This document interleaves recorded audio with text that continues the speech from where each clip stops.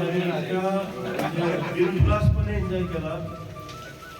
काल कधी सुरू झाला आणि आज संपायची वेळ आली. आपण विभक्त होणार म्हणजे वेगळे होणार, वेगळ्या वाटेत जाणार.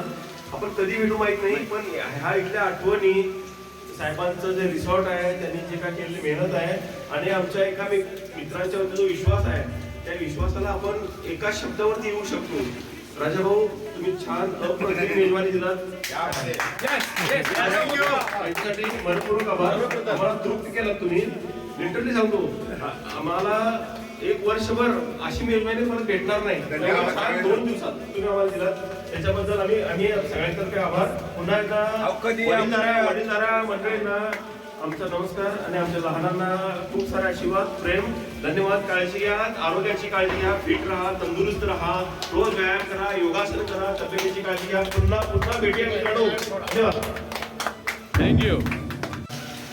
वाढदिवसानिमित्त सर्वजण जमाला. मी पहिल्यांदा या चौघांकडून सगळे आपण जे ग्रुप इथे हजर राहिला त्यामुळे त्यांचे आभार मानतो. आणि इथं आपल्याला पन्हाळा स्प्राईट हे सुतार साहेबांनी इथं आपल्याला सगळी राहण्याची व्यवस्था म्हणजे तंतोतंत तिथं काही कमी पोट दिलं नाही, त्याबद्दल पहिला त्यांचे आभार मानतो. थँक्यू. आणि 2 दिवस आम्हाला जे चांगलं मेजवानी करून घातली ते राजा भाऊंचे पहिल्यांदा त्यांचे आभार मानतो. बाकी काय सगळेजण आपण राहिला त्यामुळे काही विषय नाही. हा कार्यक्रम आज इथं संपला. आपण लवकरच भेटू. फक्त एवढंच दादा सांगतो, सर्वांनी आता आपले मार्ग वेगळे आहेत. फार लांब लांब जाणार आधी पुण्यात जाणार, आधी गोव्यात जाणार, आधी बेळगाव जाणार, आधी चंदगड जाणार. सगळ्यांनी सुखरूप जा, व्यवस्थित जा आणि संध्याकाळी सगळ्यांनी एक एक फोन करा.